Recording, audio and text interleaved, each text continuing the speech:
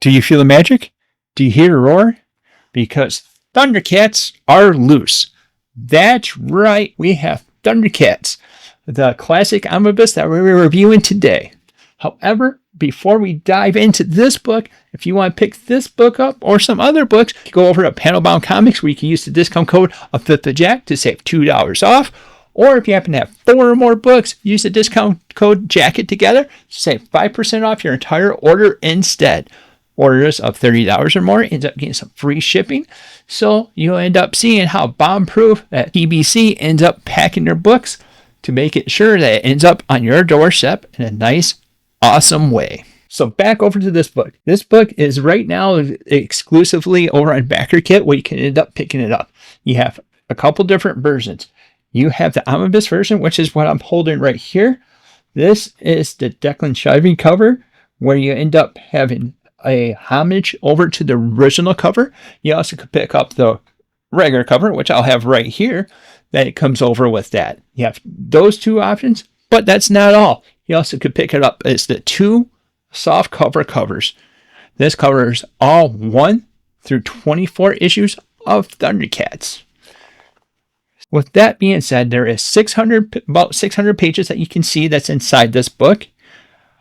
You also have the format being a hardcover omnibus, they say, or a soft cover. But like for the display reasons, we're talking about the hardcover. So this isn't the size of an omnibus. This is actually bigger because if we take this Marvel omnibus, you see that it eats it up pretty whole. So I would say this is more closer to a library size. This is 600 pages, has a cover price of $124.99. It was crowdfunded through BackerKit, and eventually it'll end up making it out to wherever you end up ordering your books from. Eventually, I'm thinking I'm going to pick up a second copy. I want to get the regular cover as well. Big thing that we want to dive into is take a seat over here in the Thunder Tank, buckle up, because we're going to break down who the writers, pencilists, and stuff like that were involved. I'm also going to end up having the display of both of those, where it also shows the issues that they were involved with. And, well, just in case, because I apologize ahead of time, because I'm going to butcher some of these names. So coming in and doing the writing is David Michelini, Jerry Conway, Tom DeFalco, Steve Perry, Dwight John Zimmerman, Laura Hitchcock, Daryl Ellerman, and James Rose. As artists, we have Jim Mooney, Jose Delbo, Ernie Cullen, Dwayne Turner, and Rodney Ramos. Coming in for Egan, we have Brett Breeding, Kim DeMalder, Boras, Al Jordan, Marie Savin, Al Williamson, David Simmons, Vincent Coretta, Michael Esposito, Frank Springer. Lettering is Janet Chang, Ed King, Diana Elbers, Pat Marzaro, Ron Zimmy, Rick Parker, and Jack Morelli.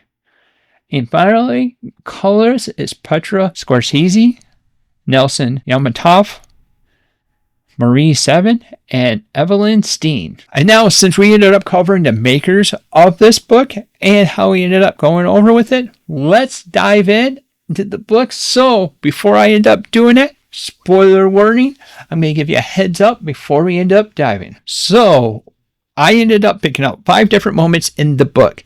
I wanted a key feature because I didn't want to break down every page of the book and dive in, completely go over with it, because that was going to be a long video, and maybe eventually that might be something that we end up doing in a future video, because I would love to be able to compare and contrast that going on with this. Yes, we have 24 issues, but we're going to boil that down to 5. These are key moments that I feel like that would be kicking it up. So starting off, our first key moment is going to end up being the big moment that it sets up the entire story, covering the content from the episodes of Exodus and the Unholy Alliance, where we find the first issue coined Survival Run.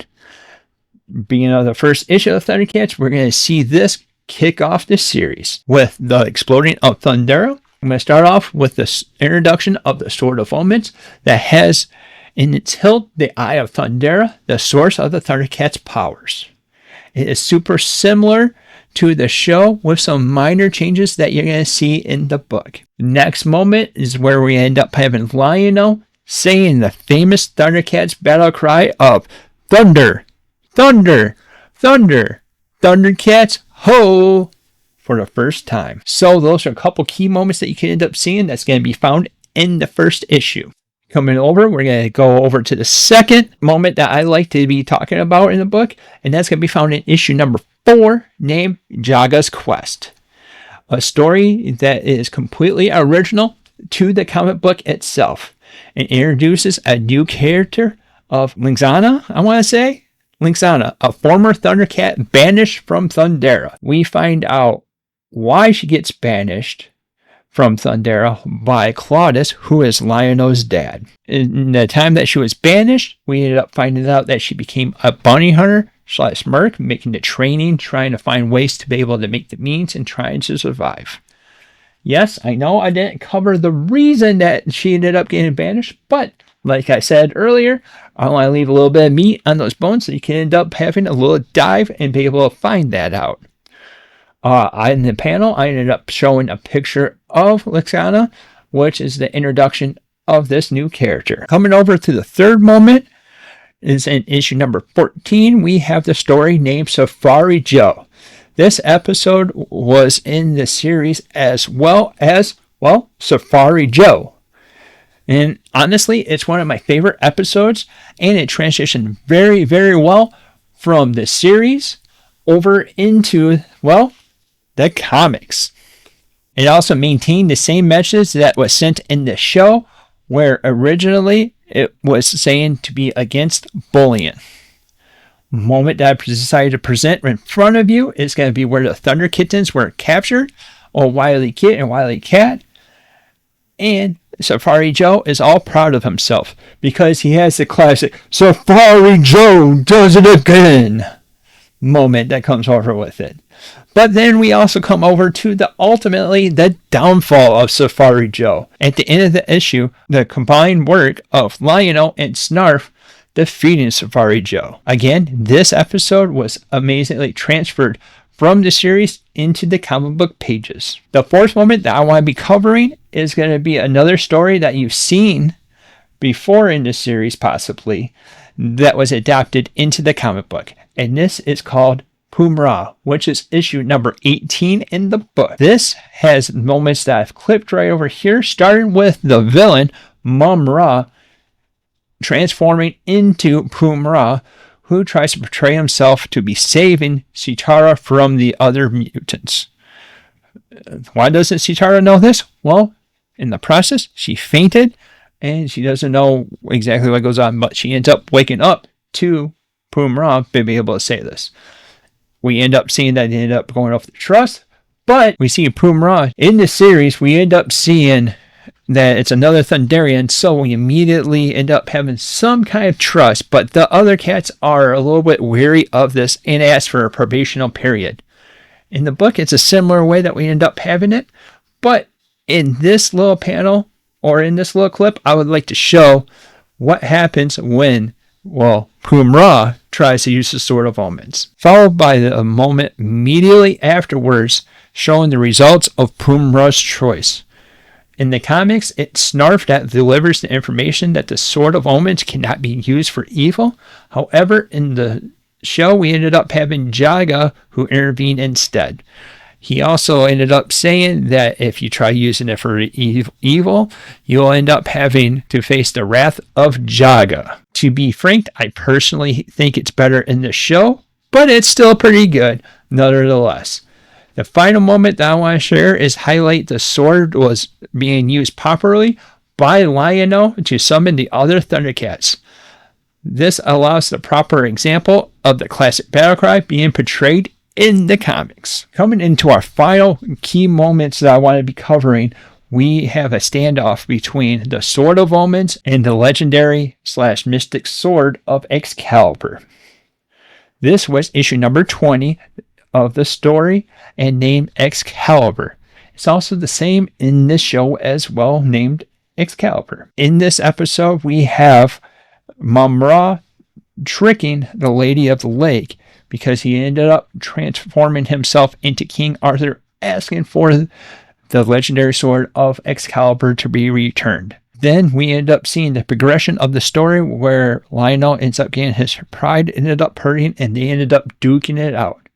Well, it goes one step beyond that because the swords themselves end up leaving the wielder's hand and duking it out between the legendary sword of Omens, and the mythological legend of Excalibur. This should be a little bit different, but I digress. Before, that'd be a story for another day. But we end up seeing the Sword of Omens getting defeated when the blade of Excalibur goes through the Eye of Thundera, taking out the source of the Thundercats' power.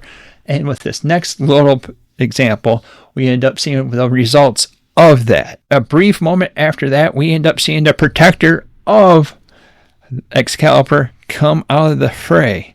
Merlin, that's right, the classic wizard of King Arthur, ends up coming out, sees through Mum-Ra's magic, and sends him back home packing over to the Black Pyramid.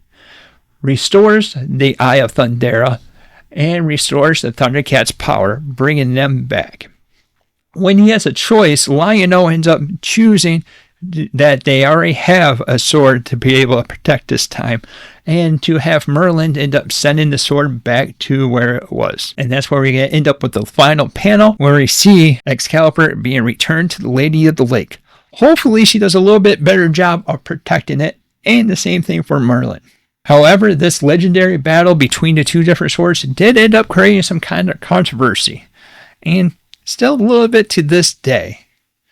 But like I said, I digress. That would be a story topic for another day. And now, since we covered all 5 key moments of Thundercats, let's dive into our review of the book itself. Common questions I have been asked is this book just a retelling of the episodes of the show, like X-Men, the adaptations? Or is this a completely its own thing in the Thundercat universe, like the Batman Adventures Omnibus? It's really a mix of both. Obviously, in the first episode, you have to be able to have a similar thing. However, it does retell some of the episodes, such as Mum-Ra, Safari Joe, and other episodes. Also, it introduces a new character that is exclusively found in the comics, and also has the original story that are only found in the comic books, allowing us to have the option of expanding the Thunderverse to include these stories and include the new character that was introduced. So, some personal thoughts.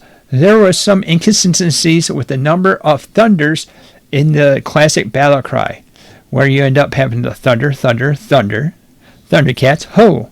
So you say it 3 times, where in the book you see it twice.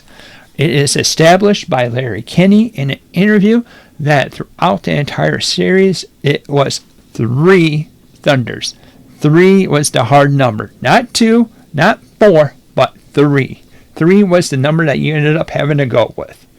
So that kind of bugged me a little bit. However, I did find it interesting with the character that it developed. Also, you will see a little bit different in the coloring from what you ended up seeing in this show. And something I know this was restored, but it was a little bit challenging sometimes to read the thought bubbles, and you end up seeing where they ended up getting mixed in together. However, if you are a Thundercat fan, you would love this book. And if you're not a Thundercat fan, you'll find it all right. So it's definitely a solid book that I'll end up saying. Over here at the Bear's Lair, we give it 4 snarfs out of 5. So that is quite snarfy. And I honestly really did enjoy reading this book. If you ended up going shopping, go to Panelbound Comics, on good old PBC, where you can use the code FFJack to save $2 off. But if you have 4 or more books, put the code JACKET together to save 5% off your entire order instead. Orders of $30 ends up getting some free shipping. And in closing remarks, we felt the magic. We saw the Thundercats. Oh, I would like you to let us know what you think about the book down in the comments down below. I really hope with this project being successful, we can get all the other Thundercats in a similar or same format. I'm over here looking at my Wildstorm custom book, and I would love to get a better, more premium official copy of that. I'm looking right at you. I'd like to have my favorite story, The Thundercats Return, in the bigger formats. That would leave this fellow Barbarian quite happy. This would make this fellow Barbarian quite happy. I don't know if Barbarian would be a thing. What do you think? Nonetheless, I'd like to thank you for watching. And until next time, we'll see you later. Thundercats, ho!